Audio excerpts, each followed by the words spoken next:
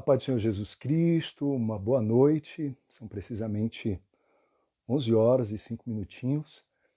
E o objetivo dessa live é conversar um pouquinho, talvez com você que vai ver depois, com você que daqui a pouco vai estar nos acompanhando, a respeito da convivência de um homem com a mulher, convivência familiar.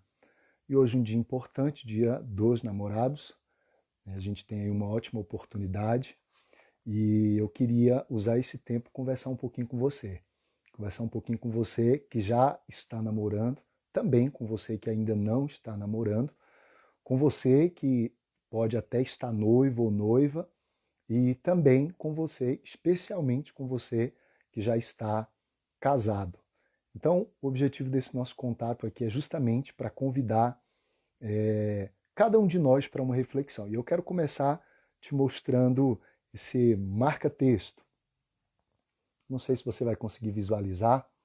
Esse marca-texto ele foi feito há muitos anos atrás, assim que eu casei com a irmã Regina. Inclusive a Regina não está aqui porque ela chegou do trabalho, está um pouco cansada. Eu até insisti com ela para que ela pudesse dar pelo menos uma boa noite para vocês aqui, mas dado as limitações físicas dela, eu a entendo e deixo aqui o abraço dela. E sei que ela vai ficar devendo esse abraço para vocês. E como eu dizia, esse marca-texto, ele é muito importante para mim. Eu tenho muitas Bíblias aqui em casa. E sempre que vou à igreja ou vou a algum lugar em que eu sei que eu vou ter a oportunidade de falar alguma coisa a respeito da Bíblia Sagrada, praticamente todas as minhas Bíblias têm um marcador desse. E todas as vezes que eu olho para ele, eu lembro de algo muito importante que é a respeito da família. E a família é um projeto de Deus. Então, você que está aqui e que vai chegar, que eu sei que alguns ainda vão acompanhar, por certo, esse é um assunto interessante, um assunto importante que mexe com todos nós, com o homem, com a mulher, e eu quero partilhar com você, evidentemente, um texto bíblico e te convidar para um pensamento, para a gente pensar um pouquinho a respeito da família. Eu, introdutoriamente, digo para você que nós estamos vivendo um caos, literalmente um caos. Os dias que nós estamos vivendo, quando nós pensamos em família, nós temos aí muitas coisas inversas, muitas coisas invertidas, muitas coisas que não estão funcionando como deveriam funcionar. E eu aproveito para contar a você uma breve ilustração antes de ler um texto bíblico, que é um episódio em que dois ladrões eles entram em uma loja muito importante e eles não roubam nada, eles apenas trocam as etiquetas dos produtos. Então dá para imaginar o caos que foi no outro dia aquela loja. Imagine, uma bijuteria tinha um preço valiosíssimo. Em contrapartida, um relógio Boulevard estava com um preço de R$ 1,99. Essa inversão está acontecendo na família, ou seja, quando nós pensamos em família, nós temos aí uma grande inversão. E eu não me refiro apenas à questão da sexualidade, não, me refiro a todo o trato familiar. Então, se você ainda não namora, eu gostaria de convidar você para a reflexão de que Deus espera que você seja muito feliz nos seus relacionamentos com pessoas. Ele deseja que você, nessa fase do namoro, possa desenvolver um relacionamento sadio, confiável, de maneira que você possa estabelecer aquilo que a Bíblia trata. A Bíblia de Gênesis a Apocalipse, ela trata do casamento. Para Deus, a família é muito importante. Tanto é que o símbolo da sua união perpétua, eterna com a igreja é a união feita a partir de um casamento. Jesus Cristo como noivo e a igreja universal como a noiva, sendo orientada para esse grande casamento. Então, o texto bíblico é o de Cânticos dos Cânticos, ou Cantar de Salomão. Eu penso que um dia como hoje, ele tem muitos textos que nós poderíamos usar, mas eu creio que esse é muito importante, porque eu quero falar com você a respeito da importância de ter alguém do seu lado, alguém que te ama, alguém que vai estar junto com você até o final da sua vida. Então, observe o que diz Cânticos dos Cânticos, ou Cantar de Salomão, capítulo 6, verso de número 3. A primeira parte que diz assim: Eu sou do meu amado, e o meu amado é meu. A Sunamita, juntamente com Salomão, faz uma declaração de que tem posse para com o outro. Eu aproveito esse momento para mandar um abração aqui para o Telino, também para o Felipe, Mateus, para todos aqueles que estão já nos acompanhando aqui. Que Deus abençoe vocês, abençoe o lar de vocês, a família de vocês e continue lhes guardando. Como eu dizia, o trato da Sunamita com o Salomão é muito significativo. E eles têm um para com o outro uma declaração de posse. A Sunamita diz: eu sou do meu amado, e o meu amado é meu. E eu quero, nesse trato de posse que nós julgamos ter num relacionamento, tanto no namoro, quanto no noivado, quanto no casamento, ele é muito importante quando nós entendemos o termo. Então eu quero ler para você, eu sei que você sabe, no Aurélio, o significado de duas palavras. A primeira é namoro. Hoje, o dia em que comemora-se nacionalmente o Dia dos Namorados, alguns países internacionais também aderiram a essa prática, e eu quero ler com você rapidamente dois significados aqui rapidinho: namorar e namoricar. Namoro, ato de namorar, relação de interesse amoroso recíproco, ou seja, em que um declara fidelidade, amor, compromisso para com o outro e assim espera receber em contrapartida mesma devoção. Agora tem outra expressãozinha muito interessante que é namoricar.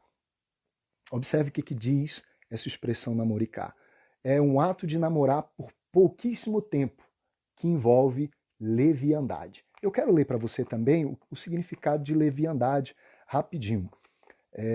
Olha o que significa leviandade. A leviandade significa aquilo ou aquela ação que julga ou procede irrefletidamente, também de maneira irresponsável, de maneira inconsistente, que revela irreflexão ou irresponsabilidade. Essa é uma atitude leviana, uma atitude inconstante, especialmente nas relações amorosas, e ela é solúvel, ela se dissolve. Então, observe que quando a Sunamita ela declara: eu sou do meu amado e o meu amado é meu, eles tinham mutuamente convicção de que um já pertencia ao outro, nesse ato de pertencimento, literalmente. Eu quero aproveitar essa fala da Sunamita e do Salomão para convidar você para pensar que hoje nós estamos comemorando o Dia dos Namorados.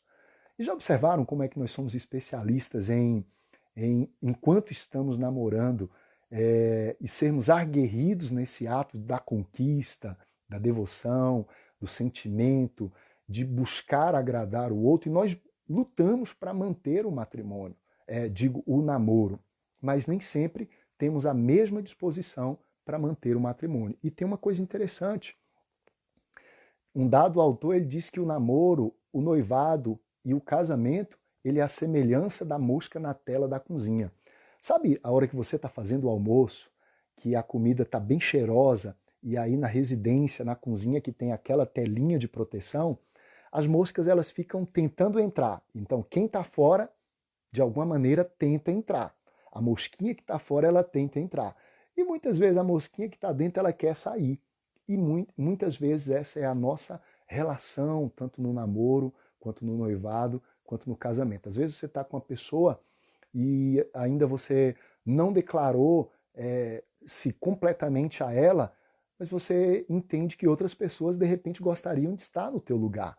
Então, esse ato do namoro, ele tem que nos levar obrigatoriamente para conhecer a pessoa.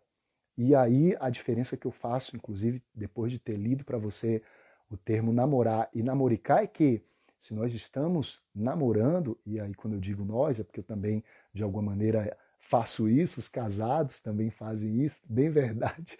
E a gente precisa reconhecer uma coisa aqui, que nós fazemos não com a mesma frequência, com a mesma intensidade com que se fazia no princípio. Olha só, esse marcador que eu mostrei para você no início, eu volto a te mostrar aqui, ele mostra um Ivonaldo bem jovem e mostra uma Regina bem jovem. E nesse período nós não medíamos esforços para estar juntos. Eu lembro que eu trabalhava distante daqui, estudava à noite, e o tempo que nós tínhamos inicialmente era do final de semana, e a gente tinha que dividir esse tempo com o tempo do culto, com o tempo da família, mas nós insistentemente nos encontrávamos, porque nós queríamos estar perto.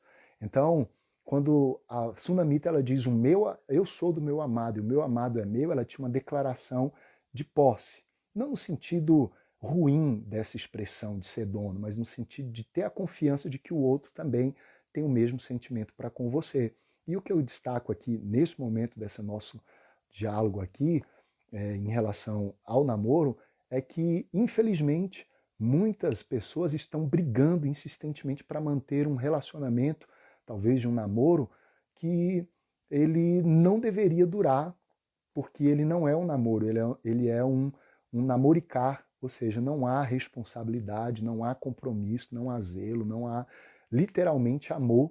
E aí a gente precisa considerar que nós, nessa fase, e especialmente de repente você que vai ver depois esse vídeo ou está vendo agora, se você ainda está namorando, essa é uma fase de avaliação para você considerar se essa pessoa deve receber da tua parte a expressão possessiva, eu sou dela, ela é minha, ou seja, nós temos um compromisso. Se você é casado, provavelmente na sua aliança tem uma inscrição dizendo a data e o nome da pessoa para quem você declarou amor diante de testemunhas. No namoro não tem isso. Né? No namoro tem a sua vontade para com a vontade da pessoa. E aí eu quero destacar que nesse dia, que é considerado o Dia dos Namorados, nós deveríamos ter a mesma força, nós que agora somos casados, deveríamos ter a mesma força, a mesma energia, a mesma disposição como tínhamos quando namorávamos. É interessante perceber que quando nós namorávamos, eu gostaria que você pudesse se lembrar aí do início do teu namoro, de repente com a pessoa com quem você está casado hoje, ou que você está casada hoje, ou com que você pretende casar, ou uma pessoa que de repente você tem esperança de firmar um relacionamento com ele ou com ela. Lembra no início quantas barreiras você vencia? Lembra no início quantos obstáculos você vencia? Então, depois que nós estabelecemos um relacionamento e ele torna-se, pelo tempo, duradouro, ele tem que ter todos os dias essa revitalização. E aí eu quero fazer um sumário contigo rapidinho a respeito do que trata o livro de Cantares, só para que você entenda o progresso do amor, o progresso da expansão do amor. Ele não vem de repente. Há um trabalho a ser feito. A Sunamita, para ela poder declarar que ela era do seu amado e o seu amado era dela, houve muitos embates. Então, eu quero destacar com você que o livro de Cantares ele é um livro da declaração de Deus, que Deus deu para que o ser humano possa esboçar o seu amor para com o cônjuge ou um futuro cônjuge, para com alguém que você está enamorado. Então observe que o primeiro capítulo de Cantares ele trata do amor verdadeiro. E existe o amor verdadeiro. Muitas pessoas estão desiludidas, talvez por conta de uma decepção, de alguma coisa que falhou no relacionamento, talvez uma quebra de aliança, talvez uma quebra de fidelidade, mas o amor verdadeiro ele existe. E tem um adágio popular que diz que toda panela tem a sua tampa, e isso é verdade. Essa é uma realidade. Então, o primeiro capítulo ele trata do amor verdadeiro, e depois ele trata no capítulo 1 ainda, nos 12 primeiros versos, na verdade nos 9 primeiros versos do capítulo 1, vai tratar do despertamento do amor. E aqui eu quero lembrar a mim mesmo e também a você que de repente está pensando aí, nos dias que você se declarou, talvez para sua família, que você havia conhecido alguém que havia encantado o seu coração, houve um despertamento. Houve ali um despertar, e aí de repente a pulsação do coração passou a ser diferente.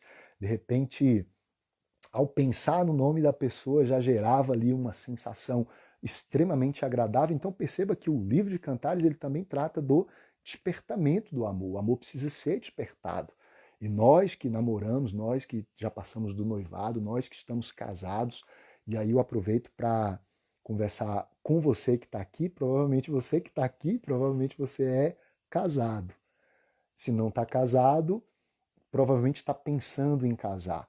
E observe que é necessário despertar o amor. O amor precisa ser despertado todos os dias. Todos os dias ele precisa ser evidenciado em nós. E depois, a partir do capítulo 2, especificamente até o verso de número 7, nós encontramos a paciência do amor. É necessário ter a paciência para o relacionamento. Lembra que quando a gente namorava, a gente era muito paciente? Lembra aí no início do teu namoro com a pessoa com quem de repente você está hoje? Talvez você que está aqui me acompanhando, talvez você tenha, sei lá, 3 anos de casados, 5 anos, 7 anos, 10, talvez tenha alguém com mais experiência que isso, talvez tenha alguém que começou o matrimônio ou começou um relacionamento com uma pessoa, isso evoluiu pouco, mas está em um estado de observação. Lembra que no começo a gente tinha paciência? Lembra que no começo a gente era capaz de esperar horas e horas e horas para que ela se arrumasse, para que ele se arrumasse, para que a gente pudesse, de alguma maneira, apreciar a beleza. Então o amor também precisa da paciência. Então, o livro de Cantares, capítulo 2, ainda a partir do verso número 8, até o capítulo 3 e verso número 5, trata a respeito da renovação. É necessário renovar. Olha que loucura! Todos os anos nós renovamos algum utensílio doméstico da nossa casa. Praticamente quase todos os meses, muitos de nós renovam algum tipo de roupa, um tipo de calçado que nós possuímos. Anualmente nós fazemos isso inúmeras vezes. Nós renovamos carro, nós renovamos roupa, nós renovamos utensílios domésticos, eletrodomésticos. Nós fazemos isso com frequência. E não estou falando de substituir, que é o caso do exemplo, mas eu estou falando da necessidade de renovar, não no sentido de trocar o namorado por outro, o cônjuge por outro. Não, a ideia não é essa, mas é a ideia de renovar. Renovar. Lembra quando a gente, de alguma maneira, sentia o palpitar do coração quando chegava próximo do momento da gente se encontrar com a pessoa com quem de repente nós casamos ou com quem nós desejamos casar?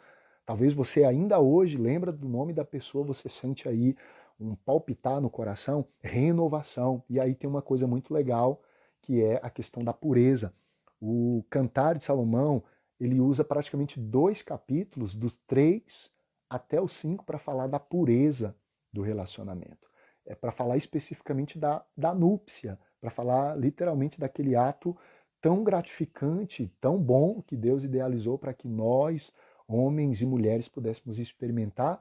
E ele trata em 2 capítulos a respeito da pureza, da fidelidade, do compromisso, do amor, do empenho, da palavra empenhada. E aí eu quero tratar com você especificamente do 6º ponto, que é da perseverança. O 7º ponto é o perdão, e aí o capítulo 7 e o capítulo 8 de Cantares, ele faz uma na verdade ele recapitula tudo, né? Ele refaz do primeiro capítulo até o 8, uma recapitulação de tudo aquilo que tratou. Então eu quero tratar contigo aqui, rapidamente, a respeito do que diz o verso 3 do capítulo 6. A declaração da sunamita: eu sou do meu amado, e o meu amado é meu. Chega um momento do matrimônio, ou do relacionamento, do namoro, do noivado e do próprio casamento, que nós podemos declarar que nós somos de alguém ou alguém é nosso. E aí eu quero me dirigir especificamente para quem namora. Muitos namoros, eles não deveriam durar. E o namoro, ele não pode durar. E você vai entender o que eu quero dizer. O namoro que não dura é um livramento, porque às vezes você poderia, de repente, insistir e partir para um noivado e para um casamento com uma pessoa que, de repente, não tem nada a ver com você. E aí você vai viver, literalmente, uma situação que não é projeto de Deus. Então o namoro, ele não pode dar certo. Mas quando ele dá certo, aí a gente sobe um degrau. E aí você pode partir para a preparação para a declaração de que você é de alguém e alguém também tem posse sobre você. E a sunamita, ela não tem dificuldade de dizer eu sou do meu amado, mas isso levou um tempo. Foi necessário o despertar do amor, foi necessário a paciência, foi necessário a renovação, foi necessário a pureza, até chegar o momento em que você pudesse perceber que a sunamita declarou eu sou do meu amado.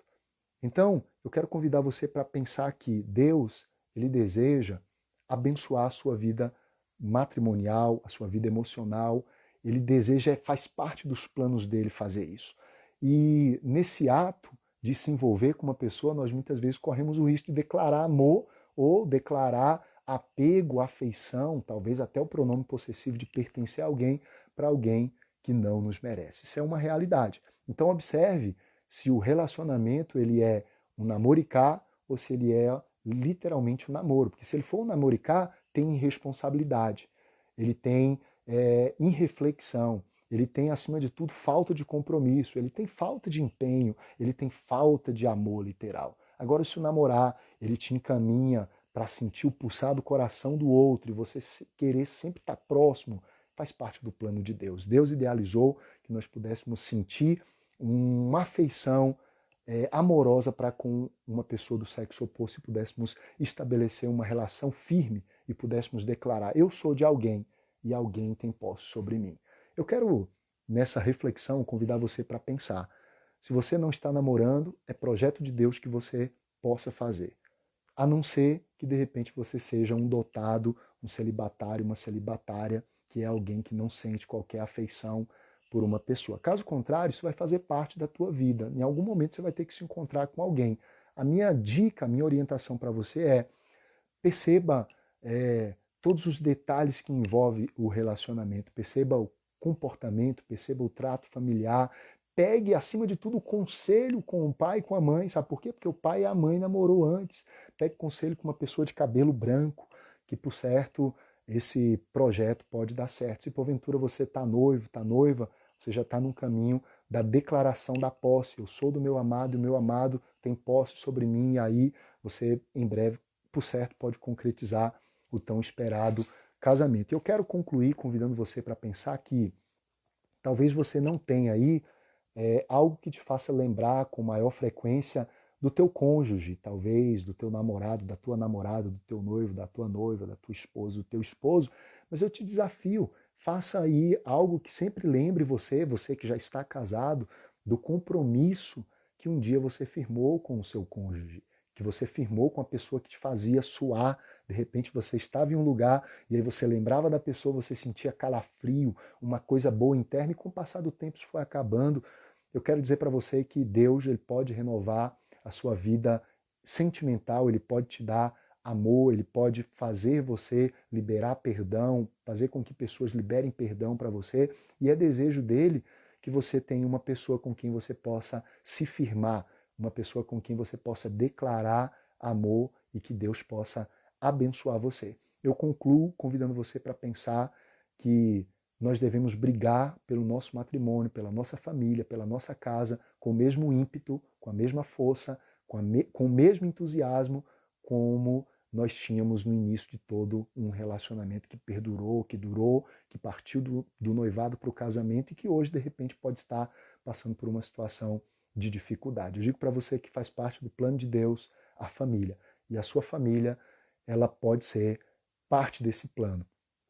Quero orar contigo, pedindo que Deus continue abençoando a sua casa, abençoando a sua família, abençoando o seu lar. Talvez você já tenha filhos, filhas, talvez você já tenha um matrimônio constituído e você precisa da ajuda de Deus. Talvez você está solteiro, solteira nesse dia e você não sabe o que fazer. Ora, entrega o teu caminho ao Senhor, confia nele o mais, ele tudo fará. Senhor, eu quero te pedir que o Senhor abençoe o meu amigo, a minha amiga que está do outro lado, que o Senhor possa abençoar ele e ela de maneira que a vida dele e dela, Senhor, possa ser próspera na área sentimental. Nós somos um ser integral e como ser integral nós temos, Senhor, a necessidade de uma pessoa que nos complete, aquilo que nós popularmente chamamos, Senhor, de cara metade. Que o Senhor possa abençoar o meu irmão, a minha irmã, aqueles que porventura, Senhor, não estão namorando, que eles possam se encaminhar, que eles possam conhecer pessoas que tenham literal compromisso com a tua palavra, que eles possam se envolver de maneira que eles possam conhecer-se um ao outro, estabelecer um noivado e futuramente um casamento.